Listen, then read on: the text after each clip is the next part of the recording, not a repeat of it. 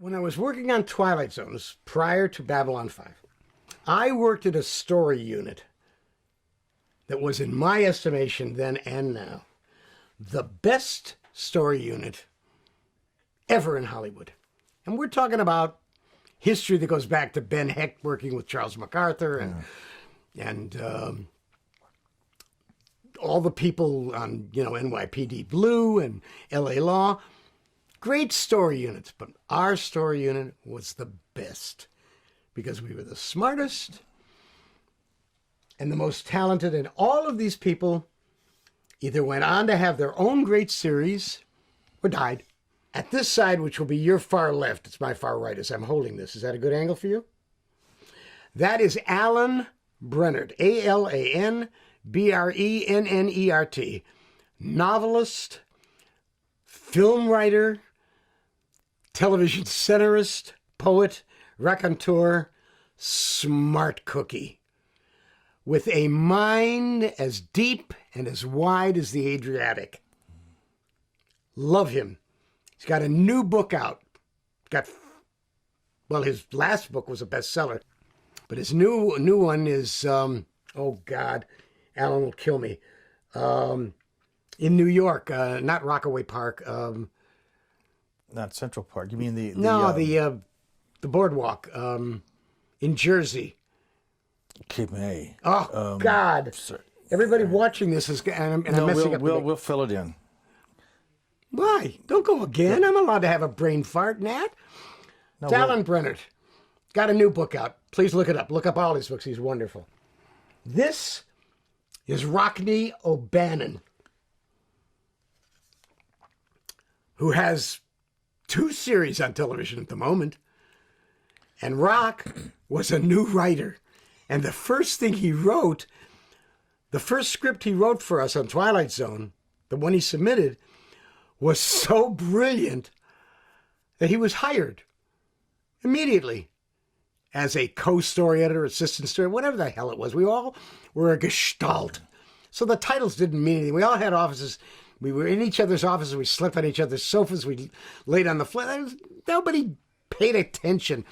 All of the people who worked at the desks outside, we didn't say, hey, call the girl. We would say, would you ask Patrice to come in? And Alan and I would be screaming and yelling about a Theodore Sturgeon story and what we should call it. That's Rockne, who was just spectacular from the get-go. Young guy, very young guy. That's me. That was, in my estimation, I'm cleaning off a piece of schmutz. Yeah. This was the brains of the operation. When you talk about, it wasn't Irwin Allen, it was Paul Zastupnovich or whoever was actually doing the water carrying. This was Jim Crocker, who is still alive, and the Writers Guild knows where he is, and they can get a hold of him. Am I holding it right for you? Your hand's shading a little bit. My hand is shaking. I'm 80 years old. Shading. Oh, shading. I thought you said shaking. No. If I were to die on camera, what a coda you would have. That would be cheap theatrics. Jim Crocker had worked on any number of other series and had been the, what do they call them these days? The showrunners. Showrunner. Now? Had been the showrunner, which is current language for the poor shrunk in between the assholes above and the minions below. Showrunner. Jim was our showrunner, but he was our friend and was a good writer and wrote good scripts and could tell you in a second what was wrong with the script. This was the brains of the operation, like Irwin Allen, who had created, not Starsky and Hutch, but what's another double cops? Not Mod Squad. No, not Mod Squad. Phil DeGuerre. Oh, that's Phil? That's Phil DeGuerre. Oh my God! It looks like this Gene is a Shalit. Christmas card from them. Okay. That's what you're looking at. What you're looking at is a ho ho ho Christmas card from my buddies. Phil DeGuerre created. I know him better from Twilight Zone, but he was just... before the reason he got Twilight Zone was because he had 3 series that were on the air. And Steve, big producer, Steve did NYPD Blue. Steve Bochco. Bochco worked for him. Bochco learned from Daguerre. Okay. And Daguerre trained Crocker. And I didn't know Crocker till I came on Twilight Zone. Daguerre came to the house one night here to try and get my brain or get stuff out of my head that you're getting for nothing for this film. And I told him how to run his show because he didn't know shit all about Twilight Zone. And this was in '84, which was 10 years after Rod Serling was dead or gone or whatever. And Twilight Zone wasn't on the air anymore. And Brennard had been hired. I don't know whether Rock O'Bannon had been hired at that time, but I think he was, or maybe was just about to come on. Crocker was running the ship, but Daguerre came alone. And the first thing he did was put a bottle of wine down on the table. I said, I don't drink, Jim. Phil, I don't drink. He said, you don't drink? I said, what part of I don't drink is incomprehensible to you? And we did that for a while. We did that dance. And when we got done with the drifting crap, he said, well, I'm going to go do Twilight Zone. And I said, great. I said, well, you haven't got Rod Serling's voice, so who are you going to use for the narrator? I would suggest a woman. And I would suggest you take a stage actress like Jessica Tandy or, and I named a number of actresses with really good voices. And he said, yeah, well, what else? And I said, well, second of all, don't do what Serling did, because Serling's best stories were taken from other people. That's why Ray Bradbury sued him and won.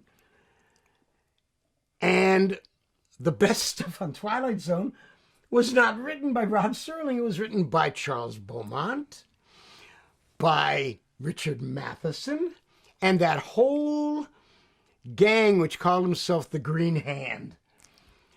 And some of them are still alive. And there's a book. There's a book about the Green Hand crew.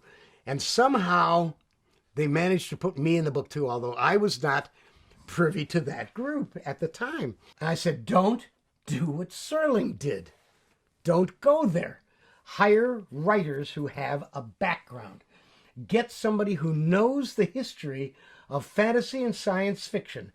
Not just what was on television last week, or I Dream of Jeannie, which were at the time, or Twilight Zones. They'll reproduce Jerry Bixby's It's a Good Day. Yeah. Life. It's a good life. It's a Good Life. Sure. And the good was italicized, because everybody remembers the movie with Bill Mumy in it. But it was from a story by Jerome Bixby. I said, hire people like Jerome Bixby. Hire people like, and I named all the writers who were still in Hollywood and still writing at the time. And then he said to me at some point, how would you like to be the story editor? And I said something like, I don't want to be the story editor. That's too much trouble for me. I'll be in your crew. I got the brain. I got the memory. I'll look at everything that comes in, and when somebody hands you a story, I'll say, no, you can't buy this. And they'll say, why? I'll say, it's a good story. And it was a great story when Henry Kuttner wrote it in 1942. It was called The Twonky. And you'll find it in his book, Robots Have No Tails, which was published by Gnome Press in 1948. And the front cover was done by Rick Binkley, and blah, blah, blah, and on. I know every fucking thing. Joe Straczynski of Babylon 5 knows me 30 more years. He knows I know everything. Because Joe and I have had these conversations the way you and I are having them. I remember everything. Everything. That's my curse and my blessing. And you were so, yeah, thanks. I came on staff. And the best the Guild would give me, the Guild insisted that I be called story editor or co-story editor or associate story editor. I said, I don't want that. And the Guild, and after I argued with them, as I'm arguing with you, the Guild finally tore its hair out.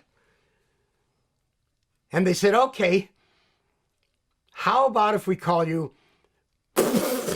or dickwad or asshole? And I said, fine, I can live with that. Professional liar. And then they said, well, what would you call yourself? And I said, well, if you wouldn't give me unassailable God, bow down to me this instant, how about creative? Consultant. No, that was later. Associate. But whatever it was the first time anybody had had that credit. And it may be creative consultant or creative editor or whatever the hell the guild bullshit they came up with. Because it was bullshit. We all knew what I was doing, and I just went ahead and did it. And we all did it together. Because we were a great unit, and they were great guys. He's leaning over to pick up the picture. No, I was part of that unit. People say, what's the greatest job you ever had? That probably was the greatest job I ever had.